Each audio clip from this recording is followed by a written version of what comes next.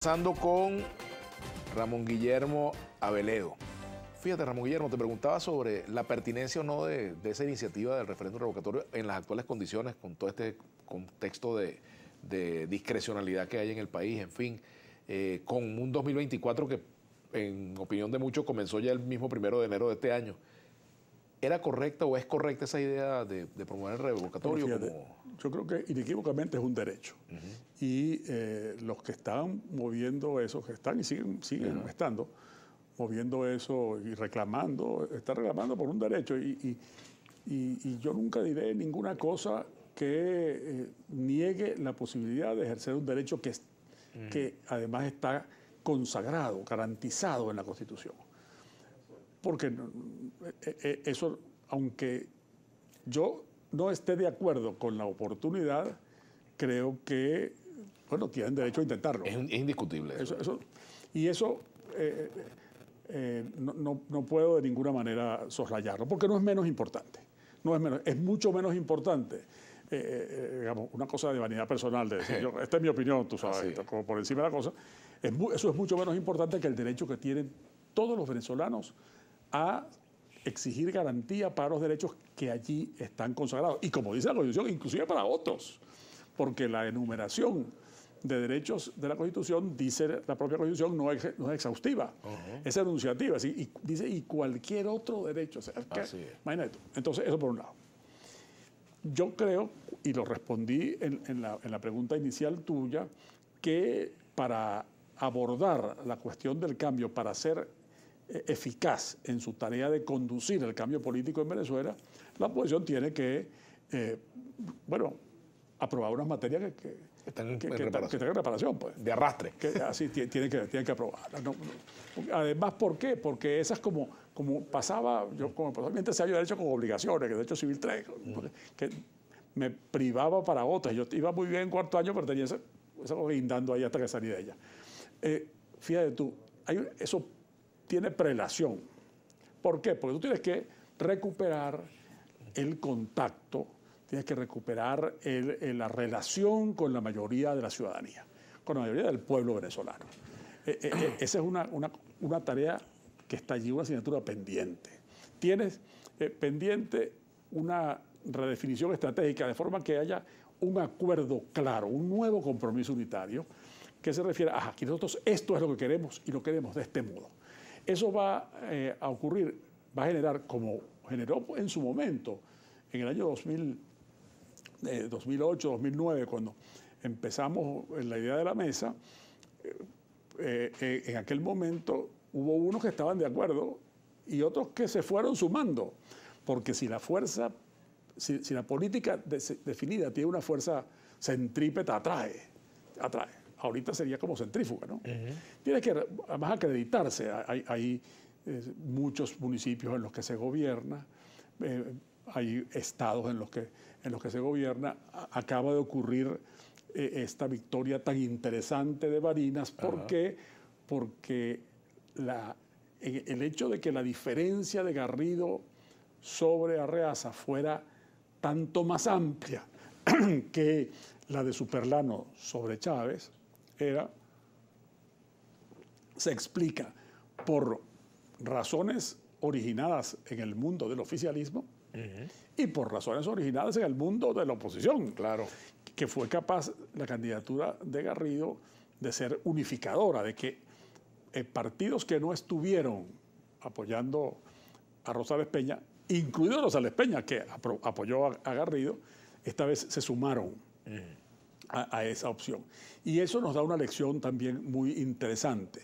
No porque la unidad es con todo el mundo, sino la unidad es alrededor de un camino. Y entonces eso supone también un acuerdo nuevo sobre reglas en cuanto a la toma de decisiones, con transparencia, reglas para que nadie sea como una locomotora y los demás son todos vagones que se pegan, sino unas reglas de toma de decisiones claras que permitan saber y cómo se van a decidir las candidaturas y todas esas cosas.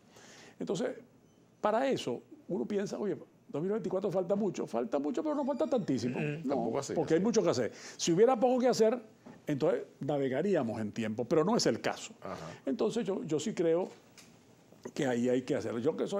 Yo de la oposición soy militante de base y de la unidad también, pues yo creo en eso.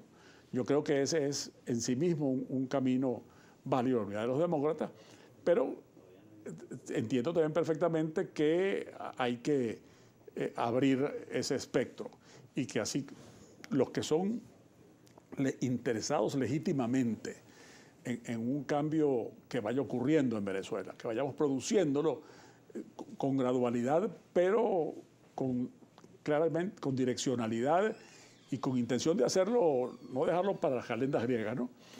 Ese conjunto de interesados son los políticos democráticos en su diversidad, son también los empresarios en su diversidad, los sindicalistas en su diversidad, los comunicadores, es decir, todo aquel que sienta que mientras más libertad haya, hay más oportunidades para realizar su visión de desarrollo personal, sectorial y nacional. Fíjate, aquí hay comentarios. ¡Ay, qué bueno! Comentarios de la audiencia. Aquí dice Enrique, @tapón11. En México va a haber referéndum y no hay tantas trabas, hay independencia de los poderes. Aquí ya Diosdado dijo que no hay referéndum y ahí se ve quién mueve los hilos a los títeres, dice él acá. Bueno, fíjate tú, es inevitable que la gente piense eso cuando ocurren estas cosas.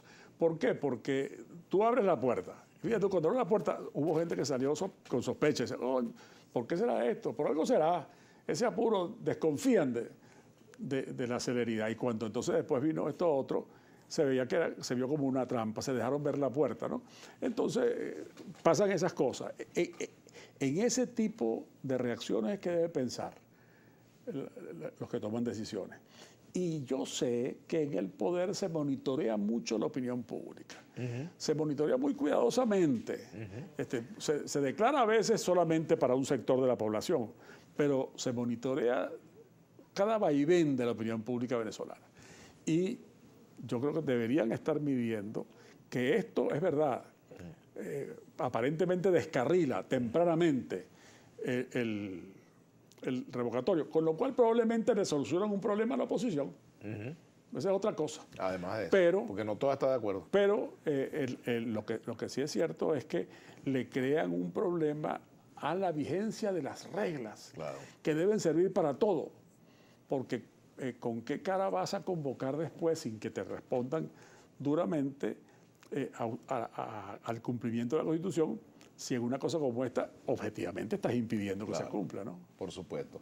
También aquí dice Johan, Maduro lo que busca es quitarse el revocatorio de encima porque solo hay una oportunidad de activarlo según la Constitución, pero se equivoca porque al hacerlo el único camino es 2024 y allí atomiza a la oposición, que es todo el país. O allí más bien suma, diríamos. Sí, fíjate tú que yo creo que a lo que de verdad le tiene miedo el poder es al voto. Es al voto. Cuando... Pero y quizás lo de Varina significó... Porque fíjate tú, ellos con lo de Varina tomaron esa decisión, que bueno, vamos a atacar una arbitrariedad, el tipo lo habían aceptado, fue candidato, y después que les ganó, pues, no vale. Así. Una carrera que no valía. Después que terminó el juego y ganó uno. Te cantaron helado en tercera en el segundo inning. Y entonces, ¿esto qué es? Y entonces, ¿qué fue lo que pasó? Bueno, un muy mal negocio, porque cambiaron una derrota ajustadísima por una paliza. Y además hicieron que mucho más gente se movilizara. Entonces, lo que hicieron para sabotear la fe en el voto, que había empezado a recuperarse con todos los problemas el 21 de noviembre, entonces eso le salió mal, porque apareció entonces esta otra... bueno, no contaban con la gente, porque es que lo que pasa cuando tú estás encerrado, te pasa mucho eso, que no cuentas con la gente, no miras para allá, crees que la gente es eso de lo que tú estás hablando, y al que está en el poder le mete mucho embuste, Mira, pues, le mete mucho embuste. La gente le dice, le sigue la corriente, cómo no, y tal, y entonces después pasa lo que pasó. ¿Cuánta gente de esa en Varina recibió su nevera y su cosa y lo que le dieron? Bueno, claro, y después fueron a votar. Ese día. Entonces, es verdad que el poder le tiene miedo al voto.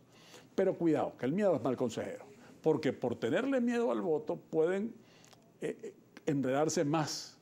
Pues ellos necesitan, vamos a estar claros, necesitan también acreditarse nacionalmente e internacionalmente. Necesitan, eso no puede ignorar. Y por eso fue que hicieron todo eso, para las elecciones y todo eso que los preocupa tanto de la Corte Penal Internacional. Y entonces toman esas medidas que van mejorando, con la intención de mejorar la imagen del país. Entonces, caramba, este tipo de cosas no obra en dirección de sus intereses más largos. Bueno, pues por miedo, mal negocio. Vamos a hacer la pausa. Antes de hacerlo, rapidito, quiero felicitar al señor Víctor allá en el Manzano, Estado Lara, que está de cumpleaños. Su esposa lo felicita. Muchos saludos y muchas bendiciones. Debe estar haciendo frío con el Manzano. Sí, señor, debe estar haciendo frío. Un paisano tuyo allá. Sí, señor, y el Manzano es altico. Sí, señor. Y por cierto que hoy se